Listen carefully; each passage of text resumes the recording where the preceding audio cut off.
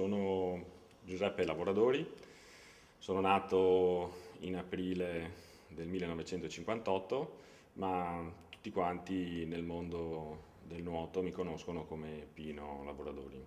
Ho iniziato a frequentare la piscina del CONI di Mestre nel 1962-63.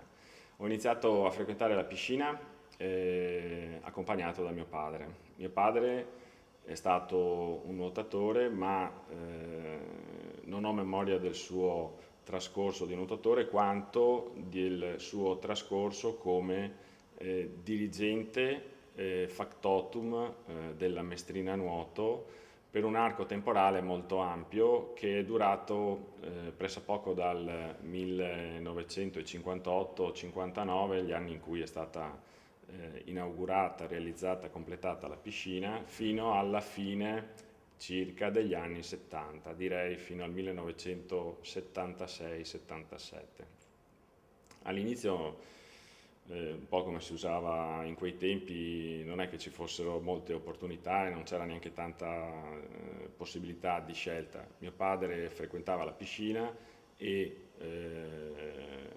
mi disse vieni e andiamo in piscina.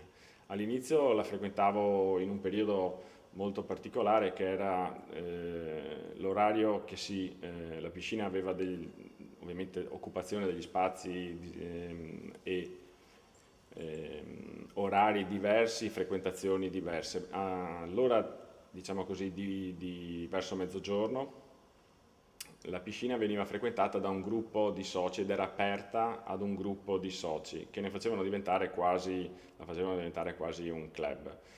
E durante quegli orari ho cominciato in maniera soprattutto ludica a frequentare la piscina. Poi col passare degli anni e crescendo un pochettino, nel 1966 ho iniziato a fare vera e propria attività sportiva.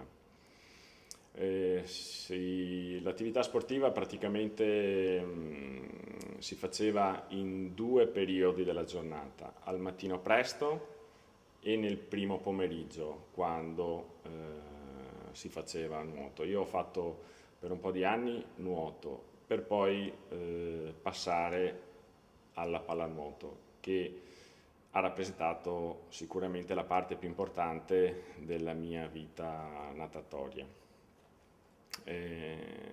All'inizio era molto curioso andare in piscina perché noi effettivamente avevamo un bel impianto, ma per quei tempi era un bel impianto, ma non avevamo la copertura. Di conseguenza iniziavamo sostanzialmente ad allenarci soltanto dalla seconda quindicina del mese di maggio. L'acqua era, no, è inutile dire che l'acqua era freddissima perché il riscaldamento era un optional, okay? Ti si riscaldava quando si andava a nuotare e ci confrontavamo con altre realtà natatorie che invece ovviamente nel corso degli anni poi avevano avuto per disponibilità, per scelte, insomma, la possibilità di avere impianti coperti e di conseguenza una diciamo così, possibilità di allenarsi e di raggiungere sicuramente livelli superiori di preparazione rispetto a noi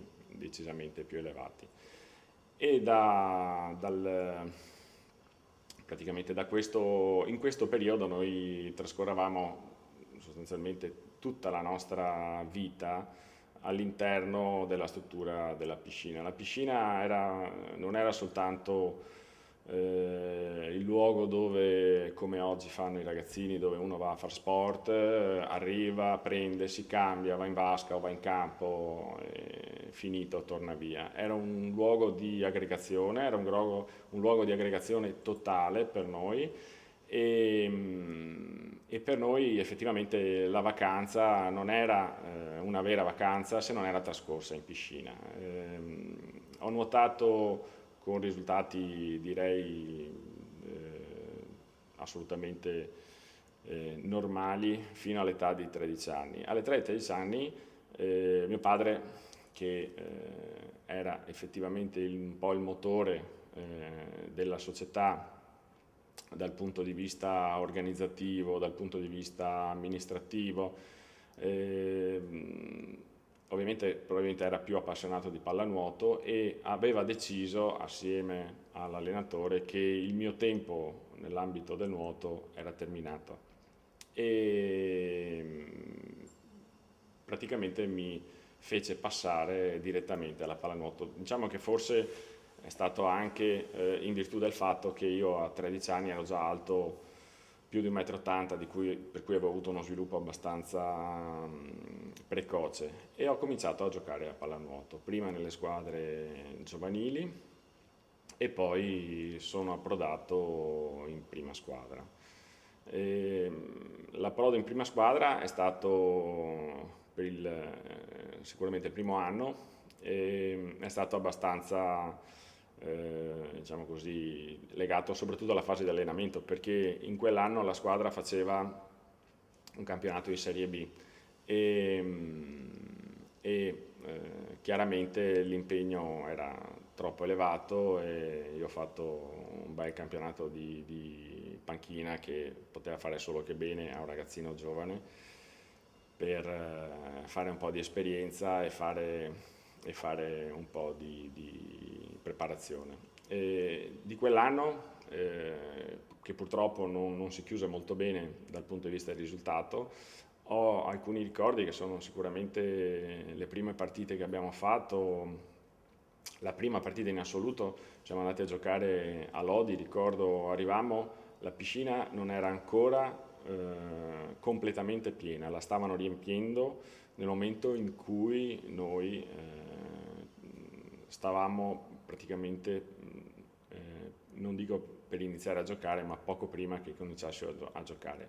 L'acqua era ghiacciata, perché l'acqua era attorno ai 15 gradi. E questo ha fatto sì che il nostro allenatore, che era Renato De Sanzuane, una figura che magari dopo descriverò un po' meglio, comunque fosse obbligato sostanzialmente a dare una rotazione a tutti i ragazzi, compresi noi che eravamo in panchina. Ricordo che faceva un buon risultato perché pareggiamo la partita 3-3.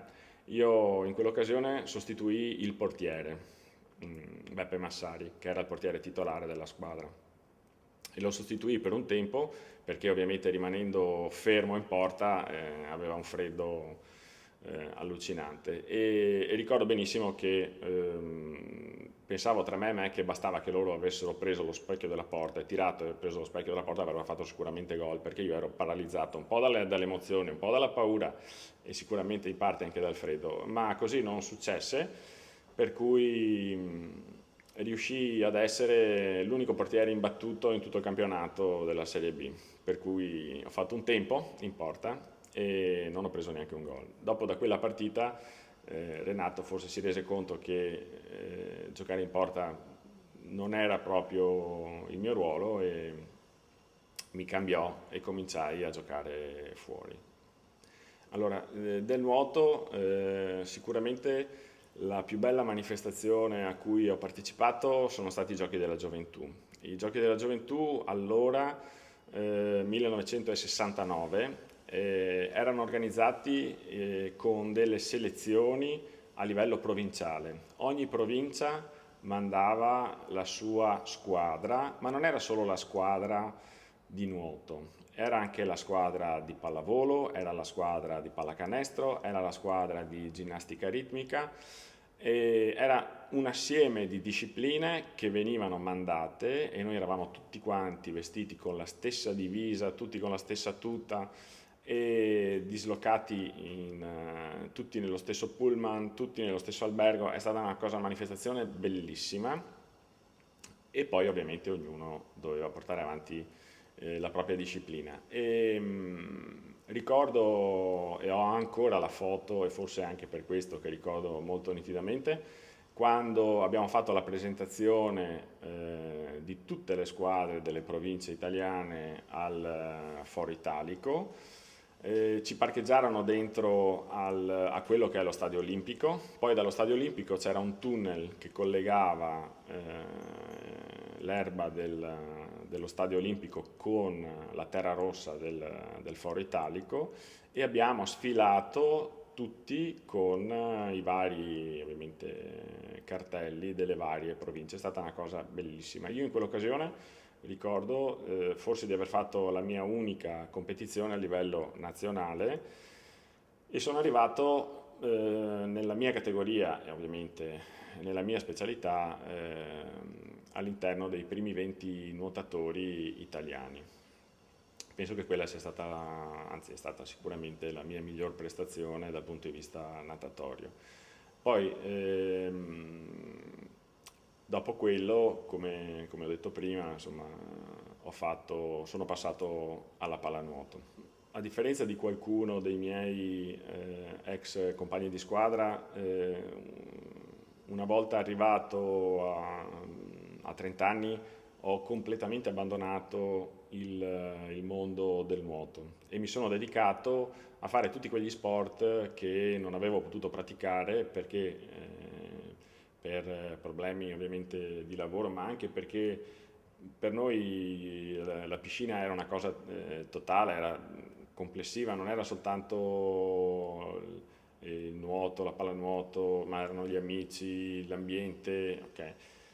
Arrivato a un certo punto ho abbandonato e ho cambiato completamente tipo di attività. Adesso presumo che il nuoto sia sicuramente gestito, ma anche nella sua essenza molto diverso rispetto a com'era nei miei tempi.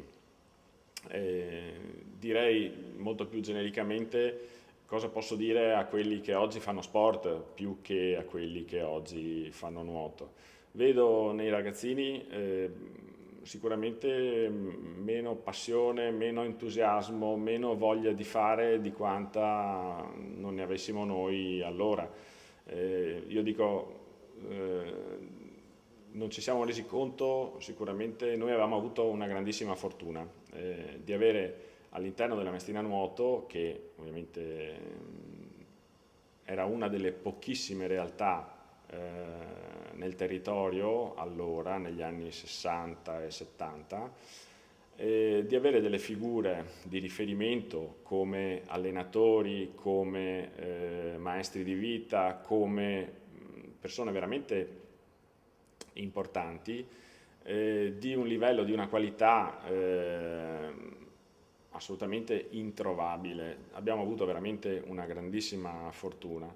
E io vedo oggi invece negli altri sport, nelle altre situazioni, che oggettivamente queste cose non ci sono e probabilmente in noi allora anche questa consapevolezza aveva creato come dire, un volano perché nessuno ci teneva a far brutta figura di fronte ad allenatori come era Veclani Giancarlo, come era Renato De Sanzuane, come era Giorgio Salvadori, cioè figure veramente mitiche, ma anche personalità, persone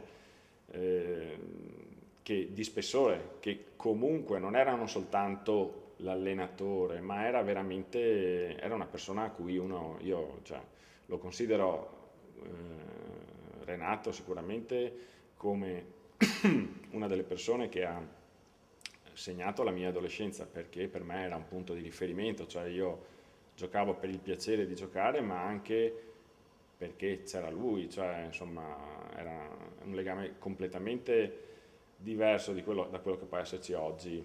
Okay. Devo dire che ai ragazzini di oggi direi insomma di cercare di trovare questo approccio un po' più motivato, perché oggi vedo che i ragazzi secondo me fanno sport ma non sono così attenti, così smaniosi, così volenterosi di fare, di migliorarsi e di impegnarsi nello sport.